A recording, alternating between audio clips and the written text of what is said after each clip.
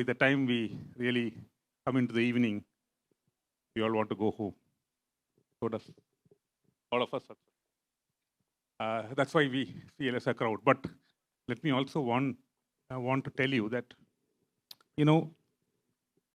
conceptualizing ideas, thinking through solutions, building prototypes, eventually building a startup or an industry is a huge challenge. But at the end of the day, as I think the morning we heard the keynote speakers saying that 70% of it finally doesn't make it. Now, there are various reasons to it. And one of the critical reasons we also heard other speakers say, which is that sometimes we make something, we create something, but it just doesn't fit into the system. And lots of us who have actually worked and developed enterprises have seen this through. And we really need to realize where we are hitting the wall. And one of the big walls that we are seriously hitting is sustainability. As long as we don't look at the SDG sustainability question, any enterprise that we are trying to build would face problems which actually we can avoid. So what we will do, and this session perhaps is not exactly a session like the earlier ones where we saw entrepreneurs speak and we really had a great feel of how wonderful the ecosystem is growing into. But this is slightly different. This session, we are not actually going to have a process as like, the conversational, thing, because three panelists whom we heard being introduced are not entrepreneurs in that sense, but are people who have played a very, very big role in addressing certain concerns, which I think will give great ideas to entrepreneurs and to enterprise. So that is the framework with which we are going to listen to them. And because we do have a serious time constraint, what we will do is we'll spend 5 to 7 minutes for each speaker, because they all have presentations. All the three except me have presentations. So we will see what is their work, and they'll present it, try and be as brief as possible. And then we will open up discussions, and probably we'll have the time to get questions also. I hope we do, have questions as well, because I've seen that I've been sitting the whole day and I'm seeing generally the response from the crowd or the audience is slightly in the low key. They don't seem to be, we don't seem to be triggering questions out there. Let's hope we do that at least in this session. So I now invite, I'm not going to go into the introductions because that's already done. So I thank Anita for that, yeah. And so Dr. May Matthew. Good day to all of you.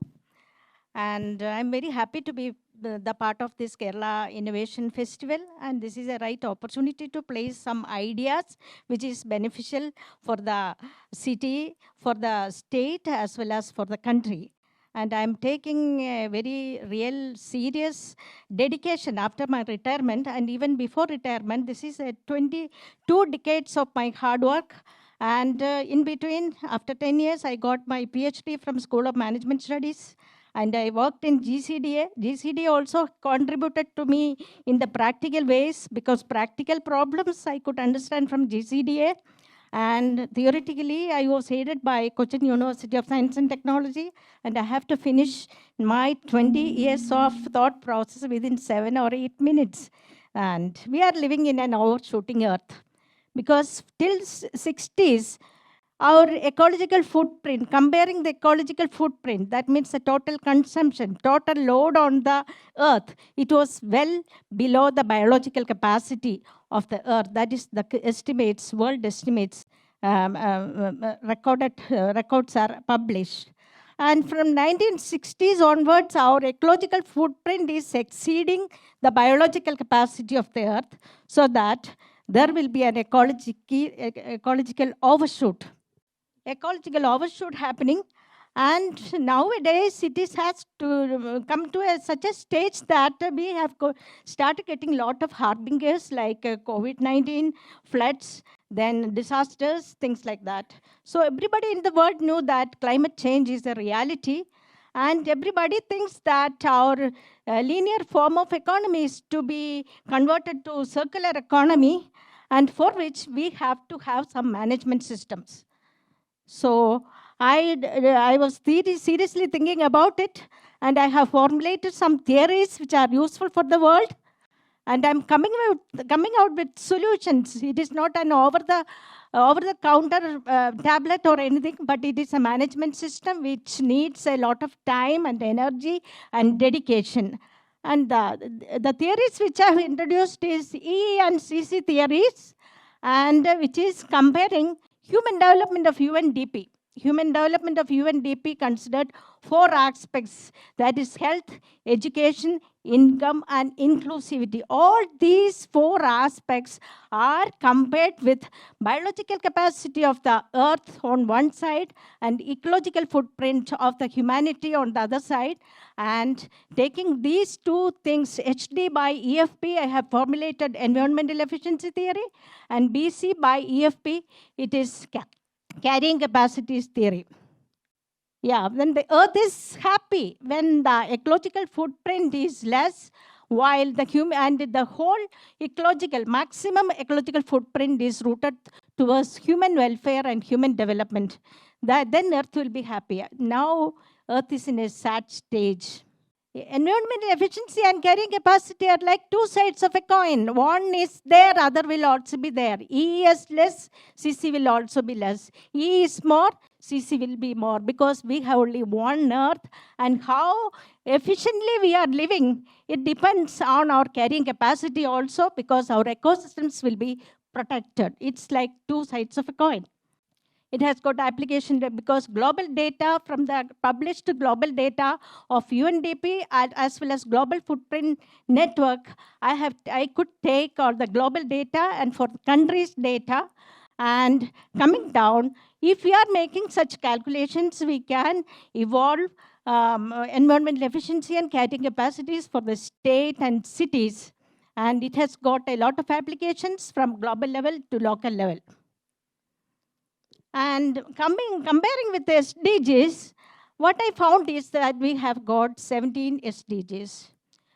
All the 16 SDGs other than SDG 11, that is sustainable cities and communities, they are all linear SDGs, I can say, but SDG 11 is a holistic SDG or comprehensive SDG because it is holistic in nature. And if you are taking in the right way and managing the cities means cities cannot live alone, just like 2 sides of a coin. Cities are flanked by regions. So if we are managing it with E and CC theories, then we can attain all the 17 SDGs simultaneously. Why SDG 11 is given least importance by putting aside along with SDG, all the other SDGs is not understood, but it should come as the mother SDG. Then it is very easy to attain sustainability for the world, from the world, for the nation, for the state, as well as for the cities and regions. What is happening because this thought process has evolved based on the status quo of the Kerala state, where I could hypothesize that this urban sprawl, unplanned development is eating away our biocapacity, and also we are not able to achieve the human development, research human development, because everything is in a scattered way. Lot of losses are there. Transportation losses are there. Energy losses are there. Water supply losses are there. All kinds of losses, so that nothing is coming to a profitability.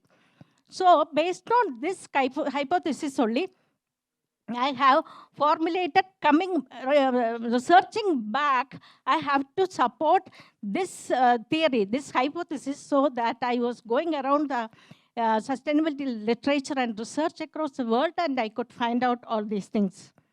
So if we are able to curtail or we are able to manage the urban sprawl in the state, then we can attain sustainability.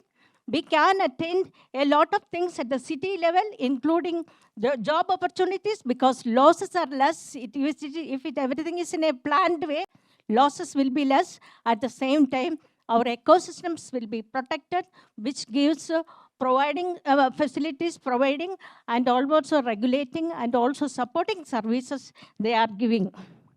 And at a city level, it is very difficult to get data, so that I was resorting to RS and GIS maps. And based on the land use, land built up area distribution, I could arrive at five indicators which are useful at the city level. It is very easy to calculate at the city level based on the accessibility and built up distribution and the population distribution I have found it, which is included in my thesis. And based on that, we can find out the environmental efficiency of the city and also the carrying capacity of the city. And based on that, we can do evaluations at the city as well as the metropolitan area level, even at the state level, where the shoe pinches, in which sector we are falling behind or which sector it is to be rectified. So this is an umbrella system from which we can understand the whole system from the global to local, how it can be rectified or modified to achieve mixed economy, that means circular economy. As far as Kerala is concerned, urban sprawl is to be sealed. That means there are 4 zones I am noticing. CC rich zones, which are in the mountainous region where their population is less, ecosystems are functioning properly, Western Ghats areas, and all those things. And there are all E rich areas are also there, environmental efficiency where human development is flourishing, just like most of the towns in Kerala and cities in Kerala. They are E rich and CC rich areas we can identify based on built-up distribution as well as other factors in RS and GIS platform. Then there are 2 areas because of the urban sprawl. Some areas is already, that means gone. That means with the unplanned development, they have gone. It is better to convert it to urban area. So that is E prone, and there are CC prone. Little bit of urban sprawl has happened, so that those places we can convert back to CC rich areas by transferring the development rights from CC prone areas to E prone areas. That is the best solution for Kerala to deal with the scenario. And if it can be, because I myself cannot do anything, or a group of people cannot do anything. We need government support. Government has to embrace these ideas, new ideas. They have to listen to what research world says, what is going on. So if it is useful for the state, they should embrace these ideas, because transfer of development rights, people's acceptance will also be required. It is necessitated. And if the development rights is transferred from the urban sprawl area and within rich ecosystems to the cities in the state, then the people also will be benefited because of the locational advantages. Yeah, so we need sustainable policy formulation with the corrective algorithms. And these are the startup opportunities. We can creating platforms for transfer of development rights, creation of E and CC maps for the entire Kerala. There we can take rightful decision. Closed loop blockchain platforms for infrastructure distribution and management. Twinning of local bodies to achieve better E and CC.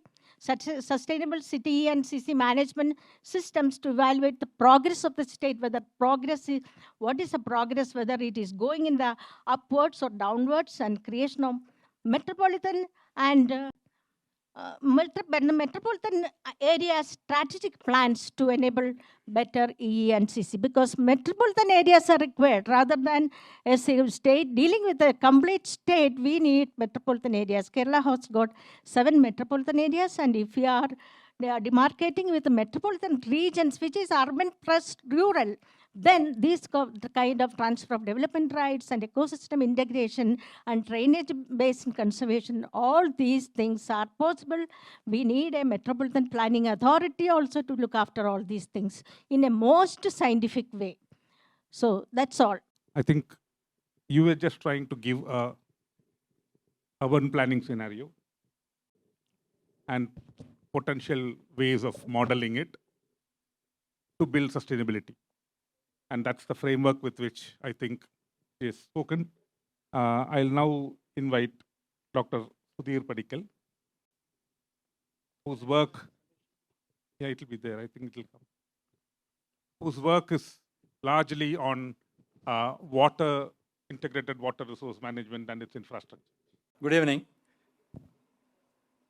In the context of building sustainable ecosystems for regional development, I want to just give you some insights on the climate resilient community micro irrigation projects, which are being very recently constructed in Kerala, which is being brought into the landscape of Kerala.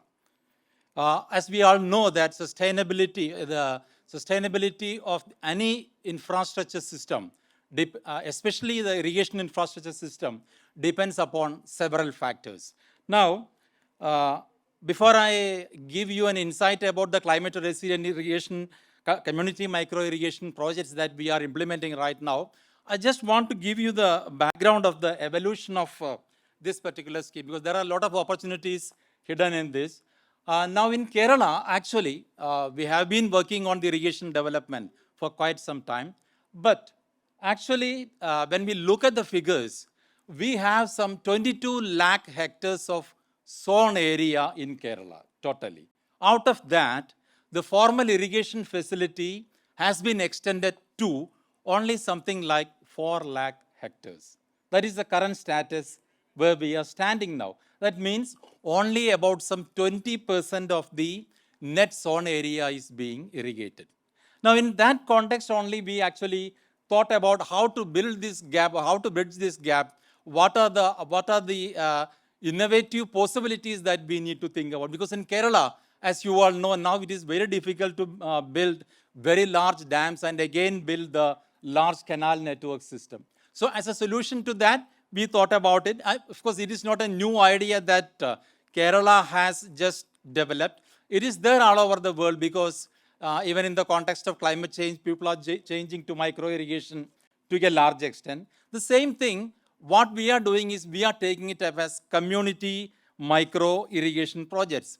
Now, the reason why this has to be in the community micro irrigation perspective is that this will facilitate the precision farming for a group of farmers. So how we do it, it's like we form a water user association for a small source of water that is available, and then that water users association will be building their community micro irrigation project, which will be feeding that particular area.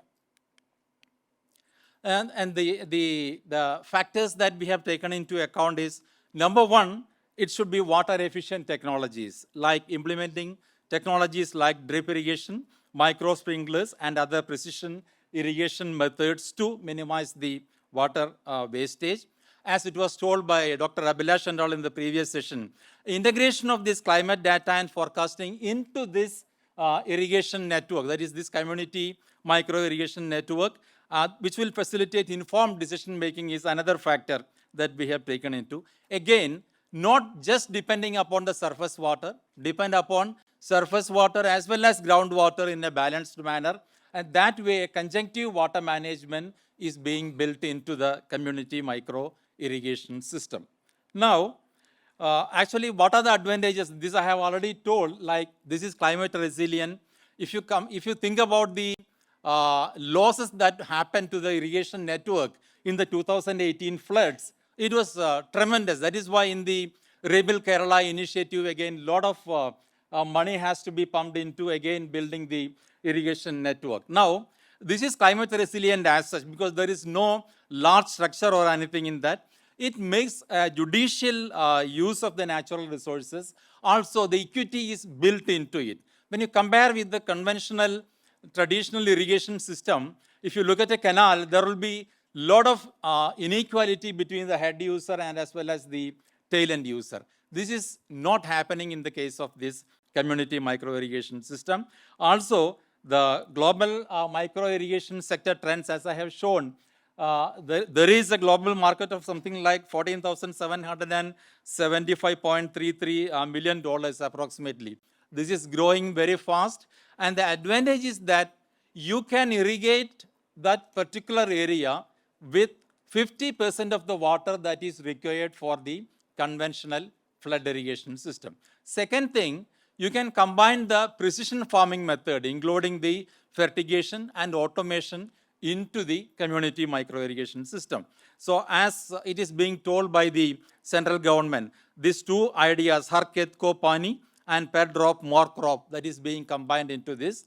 Taking this into account, we have done some pilot projects in Kerala. The projects I have just listed there.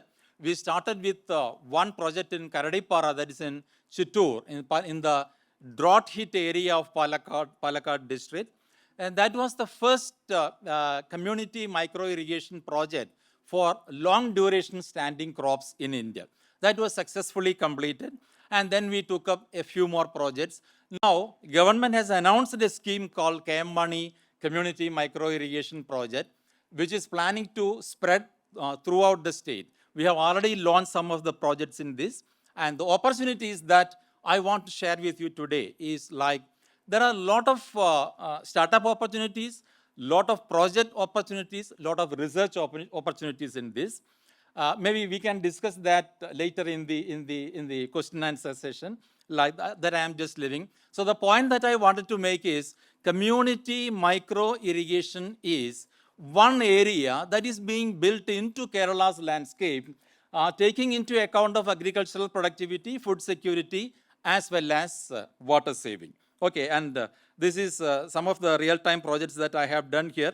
Because of time paucity, I'm not explaining this, but this is a fully automated scheme which we have already implemented. So in a way, there is scope for the agricultural engineers, civil engineers, as well as electronics engineers to join their hands and come up with lot many projects across the state.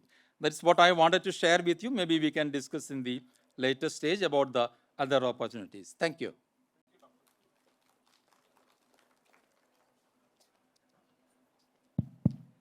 Thank you, Dr. Sudhir. See, one of the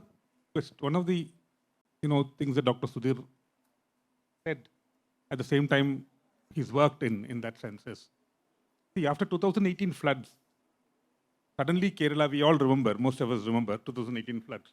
Suddenly Kerala woke up to the fact that water is important. The right use of it is extremely important, but we have also messed it up in terms of the management of it.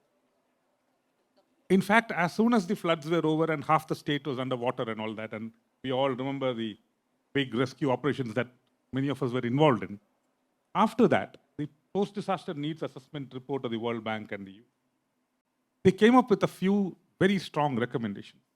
One of the recommendations was that Kerala should invariably follow the integrated water resource management. They also said that Kerala must formulate policies. Everything that they do should be for living with the waters and for making room for the river. These are slogans, and that is what they said is Nava Kerala. So when I am going to talk about it later, I'll bring this back because this also carries importance in terms of the sustainability question that we are all exploring within the the developmental ecosystem that we want. So I'll leave that comment there.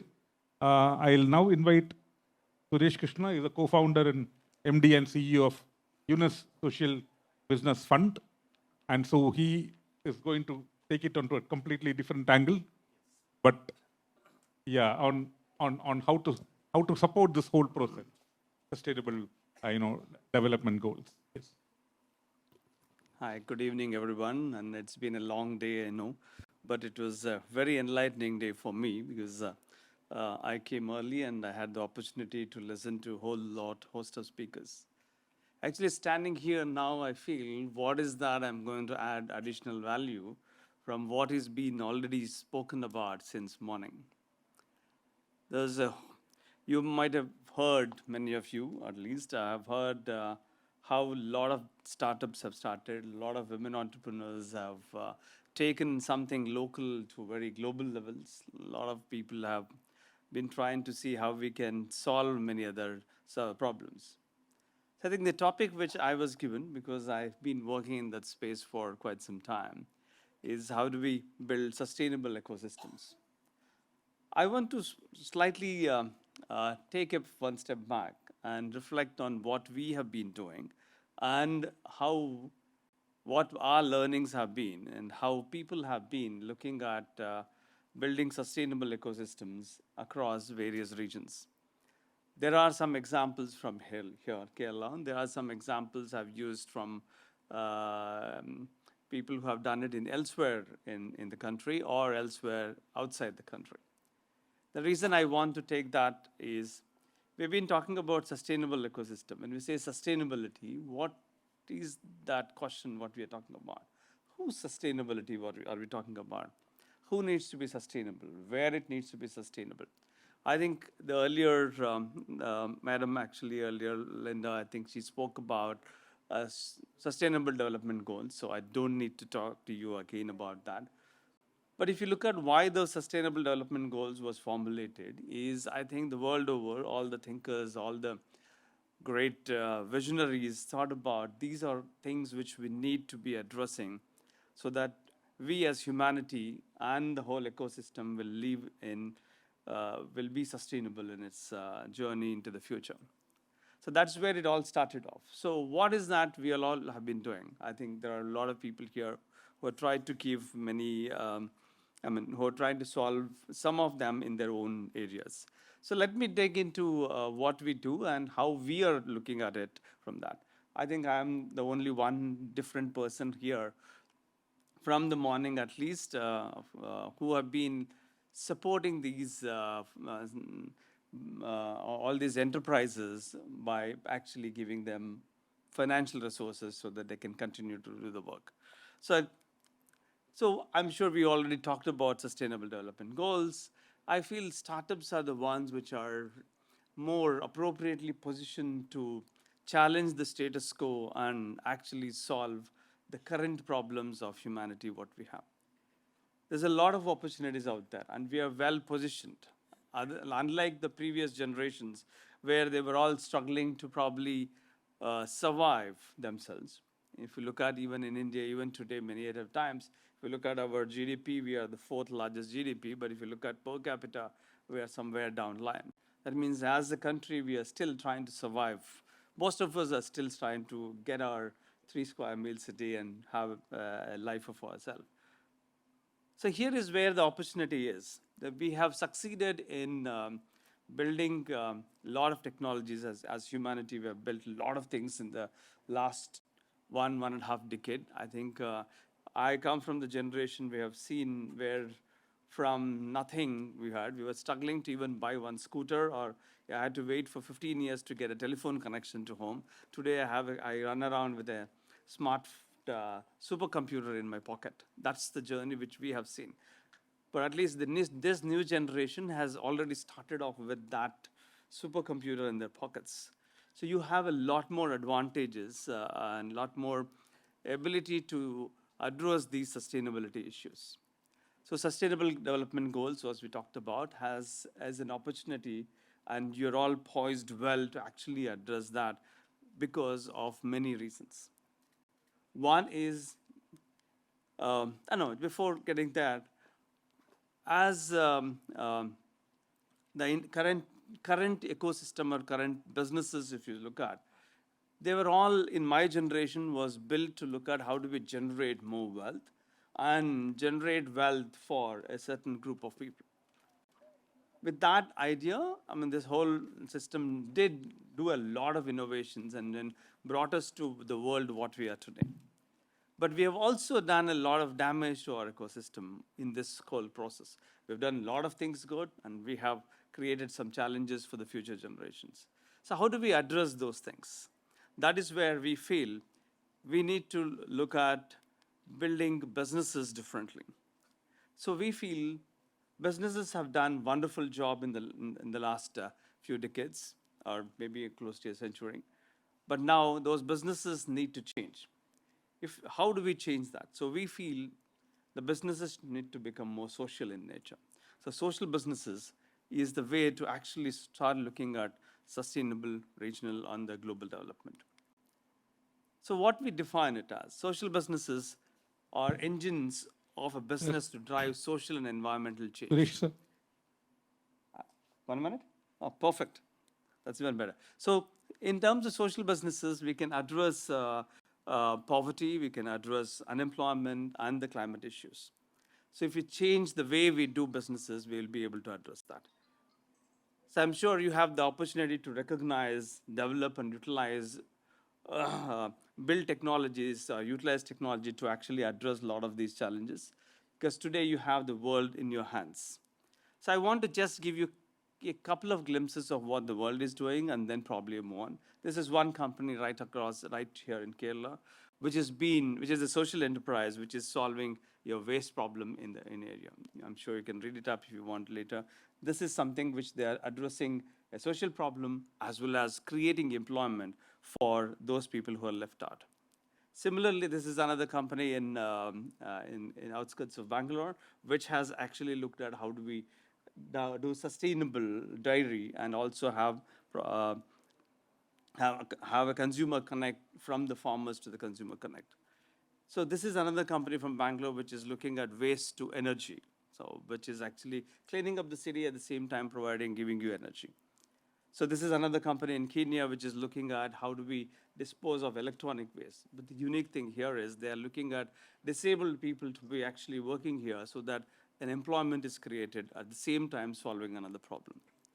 So another company which is looking at solving water problem in Uganda. This is a fantastic tech company or a health tech company which is looking at how do we provide high-tech medical care services in the remote areas where all the experts are in the urban centralized locations. So how do we use that? They're using a lot of AI. So this is an opportunity for anybody to actually look at it using, I think this is one example from Brazil, which we have funded. This is another very interesting company, which talks about, again, Kerala is a tourism state, where how do we make nature tourism more responsible tourism? This is one company in Colombia, which is actually looking into similar thing. They're addressing both ecological problem, at the same time employment problem, looking at sustainability differently. So YSB, just last 30 seconds, YSB as a social business, we have set up this fund which actually supports businesses solving these social problems. What is the difference between social business and the regular business? In social businesses, the difference is it is like any other business, but the only difference is the profits which generate here will be plowed back into furthering the objectives of the same business. That's what the social business is about. So, which is where we are solving social problems at the same time being financially sustainable, ecologically sustainable, looking at sustainability for everybody. So this is impact what we have created so far, which you can probably read it up later. But I think I'll stop here and then probably take questions later. Thank you very much. I have while I am a moderator in this session, I was also called by Surya, who invited me. He's saying that I'm a speaker moderator. So I also speak. So thanks for that. And she said that I must sort of share a little bit of my experience in the way that we have worked. As Suresh has said, I also stand a little different from the rest of all of you here because you started off with startups. I started off with hardcore activism. I fought issues. When mangroves were burnt, we fought the government institution which destroyed the mangroves. So that is the background with which we started off. And then the endosulfan in Kasaragod. And we worked till we got an international ban.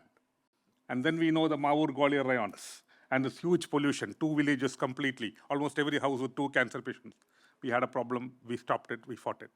So on the other side, you started off with it, and then over the time you realize that, okay, let's also start looking at solutions. So right now, on a personal, this is a large collective that we are working with, but on a personal capacity, we work across the country on sustainable agriculture. We also work on environmental concerns and issues. We largely work on climate, resilience. We don't want to call it other words like climate smart and all that. If we were smart, we wouldn't be ending up in the situation, but we are not smart. So we'll have to probably build a resilient system. So I'll just go through very quickly some points that I've written down, which will probably consolidate some of the things that we have said. And I know I have to time. So I think it's not a question of just survival. It's a question of sustaining. And hence, in this era of, area of, in the age of collapse, let's say, we'll probably have to rethink, quote unquote, development itself. And when you talk about startups, it's one big arm of development that right now young people are talking about. And we better be very, very conscious about what we are developing, how and why. See, the first thing is, let me start with a discomforting thought. We are sitting in a room, it's not much populated today, now, but nevertheless, we are sitting in a room. Right outside the room, there are 3 global crises that are going on. And we all know what it is. One is obviously the climate disruptions. The second is the biodiversity collapse. Now, what does biodiversity have to do with startups? Nothing. We just don't live if the bees don't live. That's it. If bees extinct, we extinct. That's simple. And so we have many, many of these creatures which are very, very intricately connected to us. They're collapsing. You take fish, you take animals, you take birds, you take insects, collapsing. So we have the second crisis. And third big crisis, deepening inequality. We've always worked towards building equality, and then we continue to do inequality. And obviously, let's also very clearly understand the way capital is managed. I'm not anti-capital, but the way capital is managed, we are fostering more and more inequality. So data that comes from all over the world is that the divide is actually increasing. So I leave that point there. So while startups are soaring, and we have great data on it, rivers are vanishing and getting polluted. Are there connections? Perhaps. Digital highways have expanded, obviously, but soils are very unhealthy. Why? Because the people who are developing digital highways, and all of us, and I come with a computer science background, right? One of those older, retired ones, but when we all build digital highways, we also better start looking at what we're eating. Because even to maneuver these digital highways, you need to have a proper intestine. With cancer in it, you don't do that. So that's the first point I wanted to say, that the second set of points I'm talking about is this development itself is in that sense fragile. We are seeing that, no? An Oki comes, a flood comes. Why even in the best of the countries, we are having huge destructions happening. Fire all over the US on one coast. On one coast, you have the storms. So you have all these issues coming up. We are told to scale up. And in morning onwards, we are also listening, scale up, scale up, scale up. But then, do ecosystems really scale up? Natural ecosystems? Forests grow. They don't grow like this. They grow like this. So there is a horizontal scaling up possibility that we should perhaps look at, and not the vertical scaling up possibility. So a 10 crore becoming 100 crore and 1,000 crore, or we are having 110 crores is a big question, because 110 crores probably serves a lot more people and brings down the competition in some sense. Let's just think about it. We are told to disrupt, but nature doesn't reward disruption. It rewards balance. Very critical question. All of these statements are very, very important for our startups as well. Look at Bangalore. When I was there, when I did my computer science and engineering 1985-89 batch, Bangalore was where we should all go. And now, my friends' children, Bangalore is the last place they want to live in. Where do they want to live in? They're going to Nagarhole, building a hut, buying some land and doing agriculture.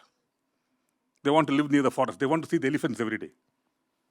Water scarce, heat stressed, collapsing aquifer. That is what Bangalore is. Somebody says it's an IT hub. I'm sorry. That is what it is now. Kuttanad, rice bowl. We mismanaged the infrastructure so much that it is a land of floods. I went to give some awards, certificates to children from Alappuzha. Their pitch for whatever hackathon they did was Kuttanad's floods. We can scale apps, but we can't scale soil health. Next point, sustainability. I'm coming to the core of it. We all talk about sustainability. Sustainability cannot be an add-on. I'm seeing that every time we're talking about startups and industries and development, etc., you will have one small element of sustainability attached to it. Gender also attached to it only. unless they become the core of it, the mainstream of it, we're not going to solve the problem, because we'll go and hit at a wall which will tell you that this is the limit of the planet. Where are we going to do the corrections? So we cannot. So basic starting conditions is design itself. We're looking at sustainable ecosystems for regional development. What are the things that we do? We cannot have growth that consumes the ecosystem. We were talking about, somebody was asking about degrowth. I'm not going to comment on degrowth, but let's also understand that growth cannot consume ecosystems like the way it's being done now. It has to co-evolve with the ecosystem without destroying it. Is it possible? I don't know. I belong to a generation which actually destroyed it left, right, center. If there is anybody in the future generation who wants to do work on co-evolving, please try. I don't know how to do it. That's the age that we are. If anybody tells us that we know the solution, I'm sorry. We were the generation which messed it up. Top-down blueprints have to go. Bottom-up listening has to happen. Technologies must move. I'm sorry. I have 1 more minute. Technologies must move from extractive logic to regenerative logic. Thinking, in fact. The idea of success must shift. And somebody was talking about unicorns. When we were also learning in 85, 89, we were also said, the goal is to become a unicorn, and one of my batchmates became a unicorn. The idea of success must shift from unicorns and valuations to community well-being and ecological health for our sustenance. From growth that consumes to growth that co-evolves. I'm coming to the end of it. Do we have solutions? I sort of associated and helped build a agri-producer company in Wayanad. We built the core principles on it. It's called Tirunelli Agri-Producer Company, organic, indigenous rice. Community there continues to be associated with this. We are not exporting or importing labor there. We're building a community out there. We're looking at traditional wisdom, but we're also looking at digital tools.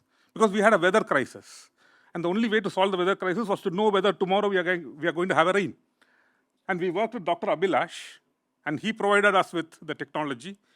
And we were able to give predictions to the farmers 24 hours before, 25 square kilometer grid, very precisely. And in 3 years, we ran an action research project on it.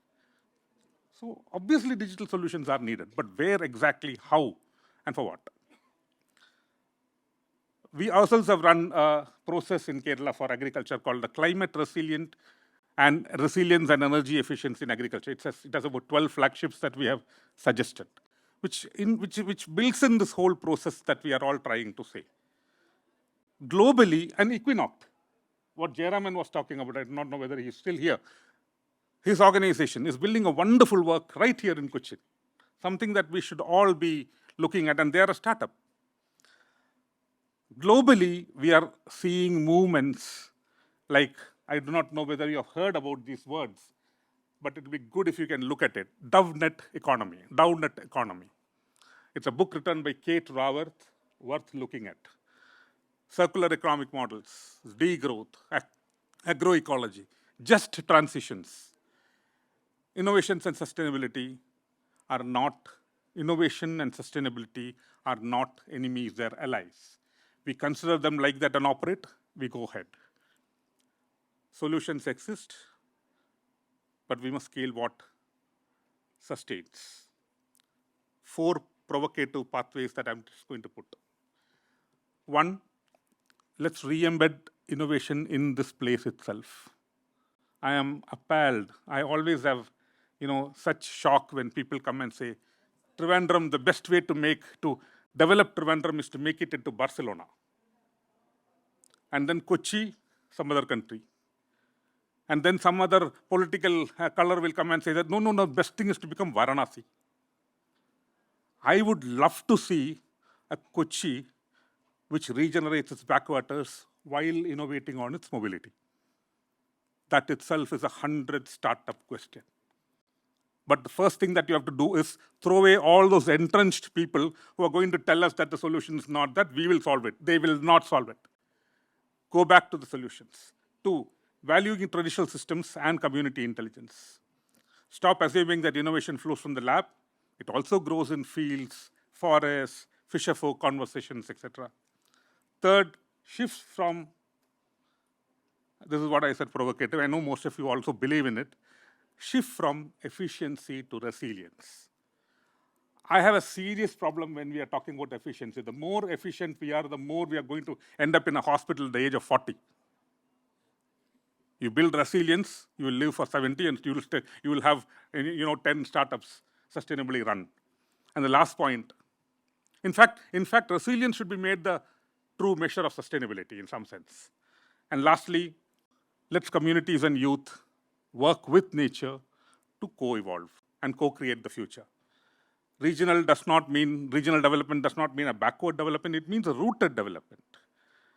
And let's not lose those roots to look at it. So today we are celebrating the 10 years of Startup Energy in Kerala. I wish the next 10 years is about life-affirming innovations that heals, restores, and regenerates. Let us stop asking, how can we sustain growth? Let us start asking, what kind of growth sustains life? That's fundamental. Moving mindfully and healing things. The future is not an app, it is the commons. And if we are not able to build things for the commons sustainably, we are still taking the wrong path. So thank you very much for this. Now let me go back to my role of, I took a little more time, but I thought all that they said, including Dr. May, who said, are solutions that we are all trying to work towards building it. And that's why I thought, let me consolidate some of these points. Thank you. Raise just one question, because we may not have more than one question, and we'll reflect on that. You actually talked about a model in terms of an urban solution. You were talking about actually implementing ideal kind of projects in a waterscape that Kerala is. How do you protect that? And Suresh, you put a whole set of models out there. And we have a lot of people here actually looking up at us. Some of our old people, we are all old in that sense. We have all gray hair, fortunately or unfortunately. But we are all looking at us and looking for some set of directions that we can give from our side. What would we say for? I'm not even saying, I'm giving you an example. I'm not saying that Dr. May will say, this is the urban solution I have, please do the solution. It's not that. Can we give them a perspective? In fact, I'm giving an urban and regional solution. It's not an urban solution only, because during my presentation I said E and CC, E refers to urban and CC refers to rural. And by taking away the unplanned development from the sprawl areas and to contain the cities, because lot of open spaces are there in the cities, and by cities to TDR, transfer of development rights, taking the agricultural TDR, even for Kasturi Rangan and other report also, we can implement through this TDR system by taking the transfer of development rights to the nearby municipalities. So in that way, we will ensure that both urban and rural areas will flourish, because urban areas are the human development centers where health, education, income generation, as well as inclusivity is included. While rural areas give the ecosystem functions where we will be provided with good and fresh vegetables, and they will protect, the ecosystems will protect us from flood and landslides, and also regulating services. That means the water cycle, air cycle, all those sequestration of carbon dioxide, all these things are happening. And only in fact, this Dr. forest also will flourish. Dr. May, let me intervene here. Yeah. We completely understand what you're saying. We also understand that's not the way it's going now. Have we any suggestion as to how to get this? Why I'm saying this, let me expand this. See, we have so many reports in Kerala now, which are talking about the sustainability of the state. Whether it be the post-disaster needs assessment report, the Rebuild Kerala initiative, Rebuild Kerala development project, the land use policy kind of thing. In fact, some wonderful reports like Nammal Namukai. Under the government, they did something called Nammal Namukai, where one of the recommendations is that nothing should be built north-south like a barrier, which will curtail the east-west water flow. And the first thing that we did is we built this NH, and all over the east, water is flowing and it's collapsing. So interventions of the time is continuously happening without looking at topography, ecology. But you are talking about completely different thing. You are talking about an ideal situation. How do we get there? What I suggest is, instead of making it as seeing the whole state like this, we have to see combining some ecosystems or drainage basins. We have to formulate some regions and to see where the people should be accommodated, where the industry should be accommodated, and where the rivers, how the rivers are to be protected, drainage basins are to be protected, forest has to be protected. That is, we call it as regional planning. And this regional planning is envisaged in the MPC, that means Metropolitan Planning Committee, that is envisaged in the 74th Constitution Amendment Act, and which is not implemented in Kerala. And there is no agency to look after these kind of things, because this is something new. So I feel that regional level, metropolitan areas should be earmarked, and there has to be a metropolitan planning committee in the most democratic way, and it should be supervised or technically supported by metropolitan planning and development authorities, and they will most scientifically they will do that. Okay. One more thing, I will recently they We have a time government. constraint, but speed up. Government of Kerala has constituted Drainage Basins River Management Authority. In fact, it should be Metropolitan Planning Authority combining all these, not only drainage. We have got lot of problems. Health issues we have, education, transportation, all those things combined together in a holistic way. Metropolitan planning, regional planning authorities are to be constituted, in which local bodies have their power. We are not, or regional planning authority is not going to intervene in the local body power. This is envisaged in the 74th Constitution Amendment Act, which is not implemented so far in Kerala. You know, recently MPC election has come on July 1st, that too because of a court case. And I could not get the result of it, who are all there. But the provisions in the MPC is very less, only 7 or 15 members. It is not that. It is I think I think I have a time constraint here. Okay, I'll wind up, sir. Can you? I'm sorry. Okay. Yeah, actually, I specifically agree with your point that sustainability should not be an add-on, actually. Yeah, it should be. Naturally, because in engineering, basically, I'm an engineer. We do even quantitative analysis of sustainability when we take up a project. We do also the qualitative analysis of sustainability. But instead of that, when sustainability has to be conceptualized within the project, that should come naturally. I agree with that point. But when the project about which I was talking in this, like when you compare with the traditional large-scale irrigation projects which we have built, even with that, we were able to irrigate only about 20% of the net zone area in Kerala, right? So that is how the sustainability is being incorporated into the community micro-irrigation projects. That's how we conceptualize it. And also that is climate resilient compared to the other projects. I feel that even in this water management, even the integrated water resource management that you were talking about, in fact, this is perfectly fitting within that framework only. Not only that, I think there is a large scope for a lot of people to work on it, because as you're saying, about 20% covered, we still have 80%, even in the terms of productivity. Correct. But then beyond that, even in terms of management of water itself, you know, correct. Beyond not looking at productivity, but just the flows and all that, such a lot of work that still is needed in Kerala exactly. to sustain it in the way that we want.